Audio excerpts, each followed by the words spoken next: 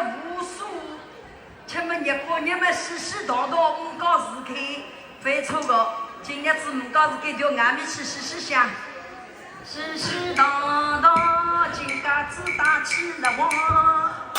表兄，干嘛？我正来找你呀、找我做干么？找你姐。调里的唔好事干了，还门悄悄的调出去，一问我家，我都飞光了。表兄，一啥没啦？一回没啦？一动的名字没啦？不是啊？不是讲这些东西。干嘛？不是讲这个东西。对呀，亲戚干么？啥也不是，你也不是，银子也不是，已经调起来吧？表兄，日子过不去哦，没得没得讲哦。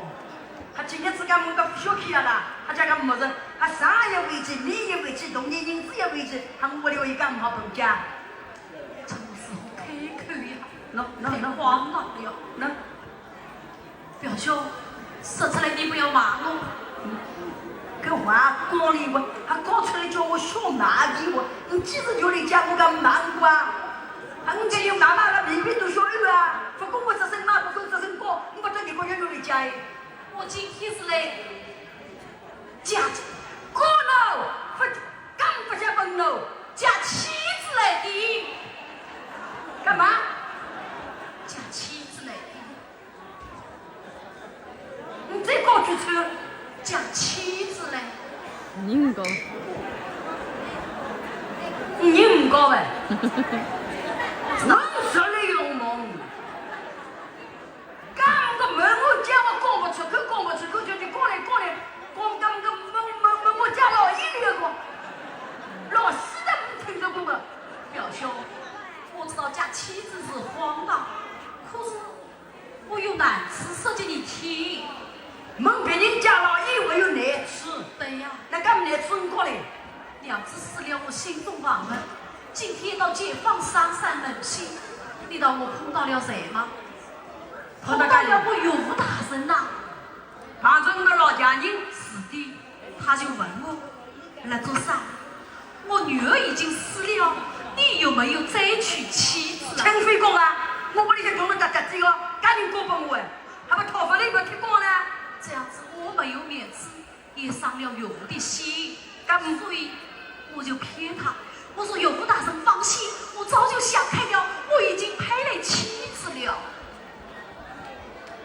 你个牛逼的我吃了，老爷死了个，还死要面子我有罪个，还光自己老爷讨了，老爷留干一套，没有，那干一套的我问哎，给我个老爷讨的了，这不是安慰他老人家的心吗？你搿种个人个居人过本了。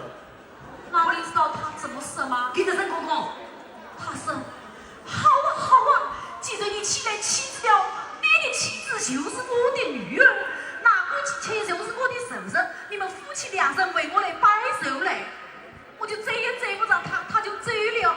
那你叫我到哪里弄妻子来呀？这老家人叫给屋里去，老爷打开，哎呀，摆寿去。这老爷摸，还答应我。叫我屋里来家里哦，表兄，老死的没听说过喽。这个话讲的不人的笑死个，他老爷没问别人家老爷个，你听说过没？表兄，你的人加茶、加油、加米、加银子都加进我了，那表嫂你也加进我去摆寿马上就会回来的。你个话讲的倒好笑，我老爷刚讨的，我本家啊。赶紧跟老婆来在家问一下，家家无妨，马上回来的。这话讲的好笑啊！